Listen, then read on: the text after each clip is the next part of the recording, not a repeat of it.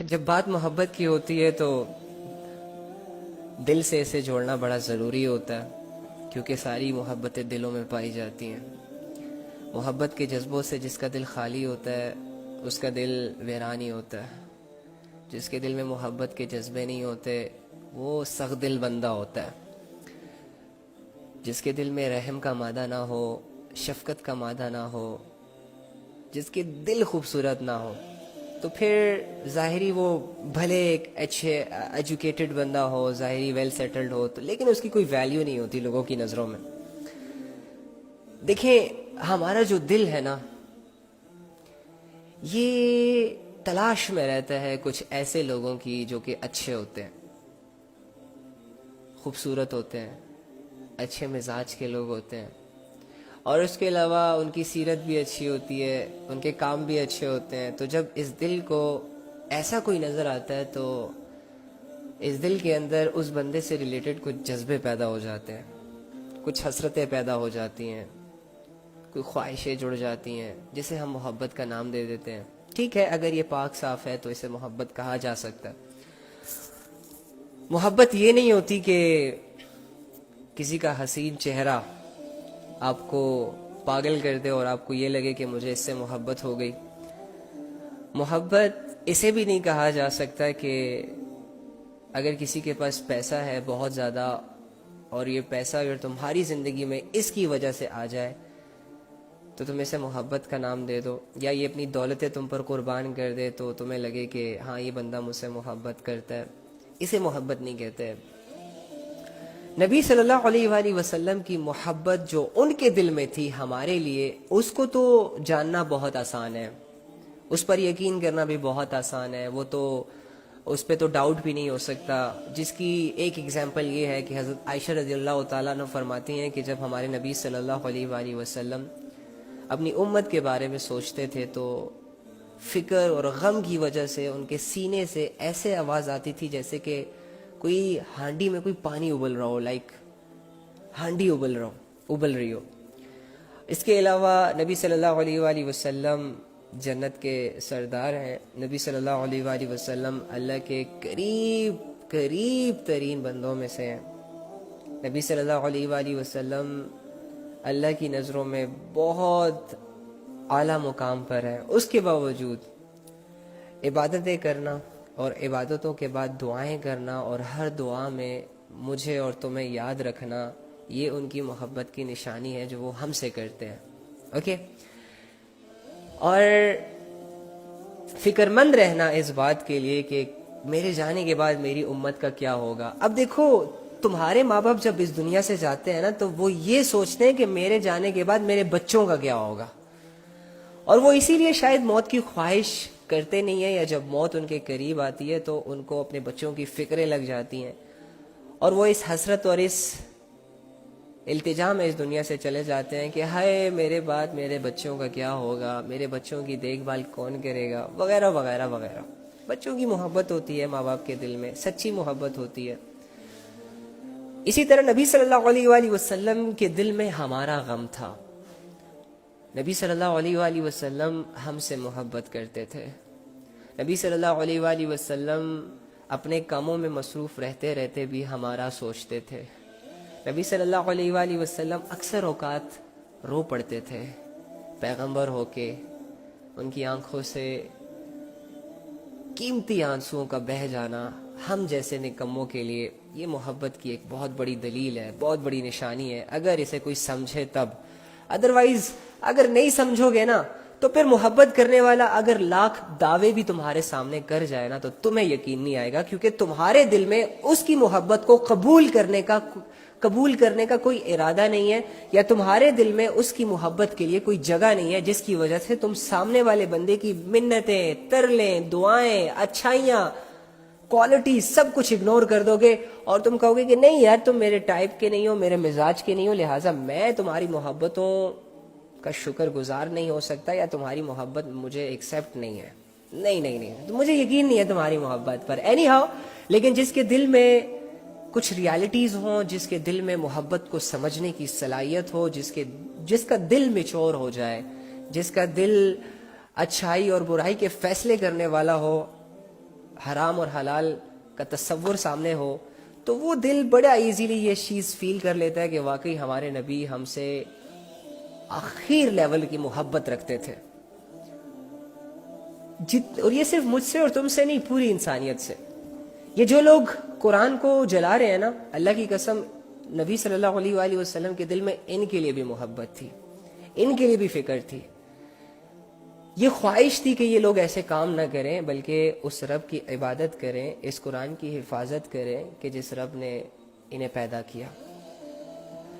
نبی صلی اللہ علیہ وآلہ وسلم کی محبت جو وہ ہمارے ساتھ کرتے تھے، اس کی ایک مثال یہ بھی دی جا سکتی ہے کہ کتابوں میں آتا ہے کہ دیکھو میری بات سنو، میں نا ایسے نہیں سمجھاؤں گا آپ لوگوں کو، میں تو تم لوگوں کے سوچ سے چاہتا ہوں کہ تم ایک بات سمجھو. اینی ہاؤ، جب آندھی چلتی ہے، طوفان چلتا ہے، تو کیا تم میں سے کوئی ڈیٹ پہ جاتا ہے؟ نہیں جاتا. جس سے تم محبت کے دعوے کرتے ہو، اگر وہ تمہیں لیٹ سپوز ایک ایسی سچویشن میں بلائے کہ جس سچویشن میں گھر سے نکلنا عام روٹین میں آسان نہ ہو، تو کیا تم جاؤ گے؟ نہیں جاؤ گے.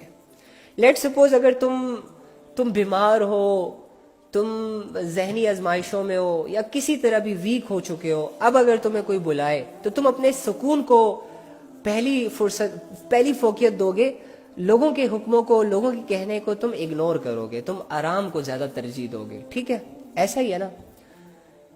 یا جب موسم خراب ہوتا ہے تو تم اپنے گھروں سے باہر نہیں نکلتے. ایسا ہوتا ہے کہ نہیں ہوتا؟ بہت اگر کوئی ضروری کام ہو جائے تو تب تم نکلتے ہو، بہت زیادہ ضروری کام. اب سنو، تمہارے نبی کی نظروں میں کون ضروری تھا، کیا ضروری تھا، کس سے محبت تھی؟ کتابوں میں آتا ہے کہ رات کا وقت تھا، آندھی چل رہی تھی، ہوائیں چل رہی تھی، اور قریب تھا کہ بارش جیسا موسم بھی تھا. صحابہ فرماتے ہیں کہ ایک پہاڑی کی طرف سے ایک شخص ہماری طرف آ رہا ہے. دور سے ہم نے دیکھا کہ ایک شخص پہاڑ کی جانب سے ہماری طرف آ رہا ہے آہستہ آہستہ. جب وہ ہمارے قریب آیا تو ہم نے انہیں پہچانا، وہ ہمارے پیغمبر تھے، ہمارے نبی صلی اللہ علیہ وآلہ وسلم تھے، محمد تھے صلی اللہ علیہ وآلہ وسلم. ہم سب حیران ہو گئے کہ اس اتنے سخت موسم میں یا رسول اللہ کہاں سے آ رہے ہیں آپ؟ تو نبی صلی اللہ علیہ وآلہ وسلم نے ان کو یہ آنسر کیا تھا کہ اس پہاڑ کے پیچھے ایک قافلہ گزر رہا تھا جس نے صبح چلے جانا تھا، اور مجھے پتہ چلا کہ ان کا یہاں آج پڑاؤ ہے، تو میں فوراً ان کے پاس چلا گیا اللہ کا حکم پہنچانے، اللہ کا کلمہ پہنچانے، تاکہ یہ لوگ کلمے سے محروم نہ ہو جائے. اچھا مجھے ایک بات بتائیے، جو نبی صلی اللہ علیہ وآلہ وسلم لوگوں کو کلمہ پڑھوا رہے ہیں، یہ کیوں پڑھوا رہے ہیں؟ کس وجہ سے پڑھوا رہے ہیں؟ یہ جو نبی صلی اللہ علیہ وآلہ وسلم کبھی اپنے چچا کے دروازے پہ جاتے ہیں اور ان کی گالیاں سنتے ہیں، کبھی منافقوں کے دروازے پہ جاتے ہیں، ان کو سمجھاتے ہیں اور ان کے جو دھکے کھاتے ہیں، یہ جو نبی صلی اللہ علیہ وآلہ وسلم نان مسلمز کی بازاروں میں جاتے ہیں اور ان سے یہ کہتے ہیں قولوا لا الہ الا اللہ تفلحوا، اور بدلے میں ان کو گالیاں سنائی، ان کو شاعر کہا جاتا ہے، ان کو مجنون کہا جاتا ہے، ان کے منہ پر تھوکا جاتا ہے، ان کے منہ پر مٹی پھینکی جاتی ہے، ان کو دھکے دیے جاتے ہیں. آخر کار کیوں نبی صلی اللہ علیہ وآلہ وسلم اس پوری انسانیت سے یہ کلمہ پڑھوانا چاہ رہے تھے؟ ریزن کیا ہے؟ کاز کیا ہے؟ وجہ کیا ہے؟ یہی وجہ کہ انسانیت اللہ کے عذاب سے بچ جائے. مجھے ایک بات بتائیں، جب آپ کی ماں آپ کو، ایک بچے کو جب آگ کی طرف بڑھتا ہوا دیکھتی ہے تو اسے کیوں اٹھا لیتی ہے؟ تاکہ وہ آگ میں جلنے سے بچ جائے. اب بچہ تو یہ نہیں چاہ رہا ہوتا کہ میرا یہ جو سفر آگ کی طرف تھا یہ ختم ہو جائے، میری ماں مجھے اٹھا لے. بچہ تو نہیں چاہتا تھا، لیکن اس کی ماں نے اسے کیوں اٹھایا؟ کیونکہ ماں بچے کو جلانا نہیں چاہتی. اور کیوں نہیں جلانا چاہتی؟ کیونکہ ماں بچے سے محبت کرتی ہے. نبی صلی اللہ علیہ وآلہ وسلم جو فکر مند رہتے تھے امت کے لیے، جو ان سے یہ کلمہ پڑھوانا چاہتے تھے اور کلمے کے نیچے جو زندگی ان کو بتاتے تھے اور اس زندگی پر ان کو آنے کے لیے جو دعوتیں دیتے تھے، یہ اسی لیے دیتے تھے کہ امت ایک بہت بڑے عذاب میں گرفتار ہونے سے بچ جائے. لیکن امت کو تو عذاب پسند ہے، اس بچے کی طرح. ہمارے نبی صلی اللہ علیہ وآلہ وسلم جو لوگوں کو اللہ کی باتیں بتاتے تھے وہ اسی لیے بتاتے تھے کہ یہ امت کہیں اللہ سے ناواقف نہ مر جائے، کہیں کوئی اس دنیا سے اس حالت میں نہ چلا جائے کہ وہ اپنے پیدا کرنے والے کو ہی نہ جان سکے، اور پیدا کرنے والا اس کے سامنے سے آ جائے اور یہ پیدا کرنے والے کو کہے کہ میں نے تو 60-70 سال کی زندگی میں آپ کو نہیں پہچانا، آپ کی کوئی بات نہیں مانی، دنیا میں عیش و عشرت کی، عیش و عشرت ختم ہو گئی، اب تمہارے پاس آ گیا۔ تو اینی ہاؤ، کیوں؟ وائے؟ کیوں اتنی فکر؟ کیوں ایسے؟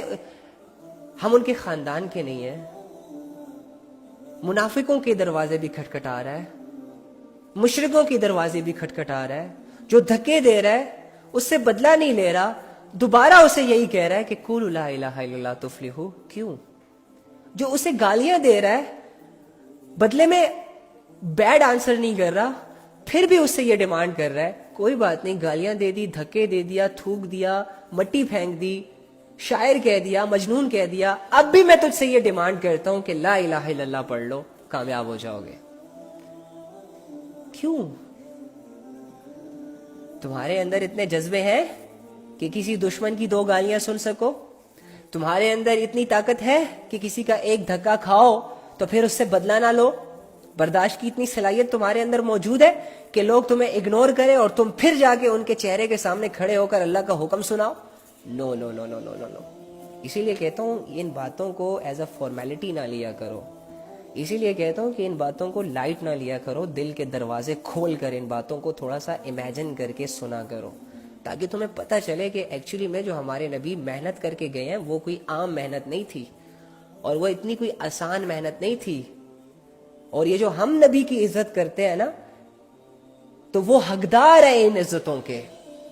ہم کوئی احسان نہیں کر رہے نبی پر درود شریف پڑھ کر، بھائی یہ ہم پر رسپانسبلٹی ہے کہ ایک بندہ ہمارے لیے دھکے کھا کر گیا ہے، ایک بندہ ہمارے لیے گالیاں سن کر گیا ہے، ایک بندہ ہمارے لیے اپنے قیمتی آنسو بہا کر گیا ہے، ایک بندہ ہمارے لیے اپنے سینے میں فکر رکھتا تھا، درد رکھتا تھا، جس پر اب مجھے بھی یہ چاہیے کہ میں اس بندے کی قدر کروں، اس کی محبتوں کی لاج رکھوں، اس کے احکاماتوں کی دھجیاں نہ اڑاؤں بلکہ اس کے احکامات کو سینے سے لگاؤں۔ لیکن پہلے بات ہو رہی ہے نبی کی محبت کی، اس کے بعد اپنی محبتوں کا جائزہ لیں گے۔ اینی ہاؤ، ہمارے نبی صلی اللہ علیہ وآلہ وسلم کیوں چاہ رہے ہیں کہ ساری انسانیت جہنم سے بچ جائے، اللہ والی ہو جائے، جنت والی بن جائے؟ کیونکہ نبی صلی اللہ علیہ وآلہ وسلم کے اندر انسانیت کے جذبے تھے، وہ بندوں پر مہربان تھے، بندوں کی باتوں کو سننے والے تھے، بندوں کے مسئلوں میں ان کے ساتھ کھڑے رہنے والے تھے، ہر ممکن یہ کوشش کرتے تھے کہ خود کو اذیت دی جائے لیکن کسی اور کو سکون دیا جائے، ہر ممکن ان کی یہ کوشش ہوا کرتی تھی کہ کوئی بات نہیں اگر ہماری نیندیں ڈسٹرب ہوتی ہیں، کوئی بات نہیں اگر ہمارے آرام میں خلل پڑتا ہے، کوئی بات نہیں اگر میرا کمفرٹ زون تباہ ہوتا ہے، کوئی بات نہیں اگر میری اولاد کو گالیاں دی جاتی ہیں، میری بیوی پر تہمتیں لگائی جاتی ہیں، کوئی بات نہیں، لگانے والے بھی اپنے ہیں، پھر بھی امت کو اپنا سمجھ کر ان کو اللہ کی باتیں بتاتے رہے بغیر یہ سوچے سمجھے کہ یہی امت جس پر تم محنت کر رہے ہو، جس کی تم فکر کر رہے ہو، یہی تمہارے جان کے دشمن ہے، پلاننگز کرتے ہیں کہ محمد کو کیسے قتل کرنا ہے، لیکن تم کیا کرتے ہو؟ ان کے پاس جاتے ہو۔ آپ صلی اللہ علیہ وآلہ وسلم کیا کرتے ہیں؟ ان کے پاس جاتے ہیں، ان کو اللہ کا بتاتے ہیں، اس کے باوجود کہ انہی لوگوں نے نبی صلی اللہ علیہ وآلہ وسلم کو اذیتیں دی، دکھ دیے، درد دیے، تکلیفیں دی، صرف اس بات پر کہ یہ اللہ کا پیغام لوگوں تک پہنچاتا ہے، یہ اللہ کی طرف لوگوں کو بلاتا ہے، یہ لوگوں سے یہ ڈیمانڈ کرتا ہے کہ اپنی منمانی زندگی چھوڑ دو، اللہ والی زندگی اختیار کر لو، اور لوگوں کو یہ بات پسند نہ تھی، جس کی وجہ سے لوگ ان سے بدلہ لیتے تھے، لوگ ان کے ارادوں کو پست کرنے کی کوششیں کرتے تھے، ان کے راستوں میں کانٹے بچھاتے تھے، ہر ممکن اذیت دیتے تھے، لیکن اس کے باوجود تمہارا نبی، میرا نبی، جن پر ہم درود شریف پڑھتے ہیں، جس کا نام محمد ہے، اس کے دل میں امت کی محبت تھی، اسی لیے وہ پیچھے نہ ہوا، مایوس نہ ہوا۔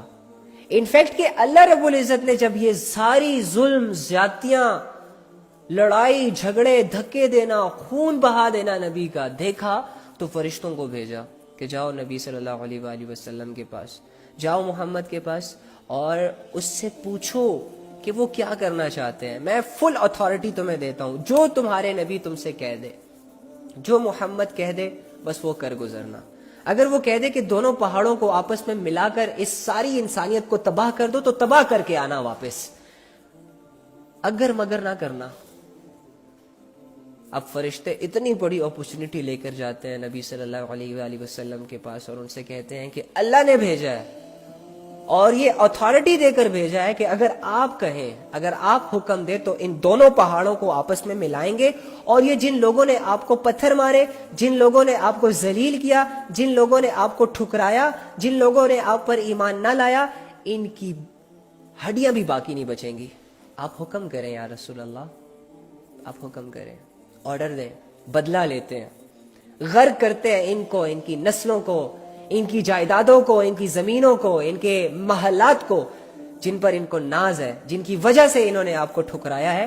آپ ایک حکم کریں بس، یہ سب کے سب ابھی ختم کرتے ہیں۔ رسول اللہ صلی اللہ علیہ وآلہ وسلم ایموشنل ہوتے ہیں، ظاہری سی بات ہے، ظلم ہوا ہے، خون بہہ رہا ہے، امید لے کر گئے تھے، آس لے کر گئے تھے کہ وہ میرے ساتھ ایسا نہیں کریں گے، میری بات سنیں گے، ایکسیپٹ کریں گے، کیونکہ عاقل لوگ ہیں، اچھے لوگ ہیں، مہمان نواز لوگ ہیں۔ لیکن ساری امیدوں پر انہوں نے پانی پھیر دیا اور نبی صلی اللہ علیہ وآلہ وسلم کے ساتھ ظلم اور زیادتیاں کی۔ ہمارے نبی ساری چیزوں کو سوچتے ہیں، فرشتوں کو دیکھتے ہیں، فرشتوں کی بات سنتے ہیں اور آگے سے پتہ ہے کیا کہتے ہیں؟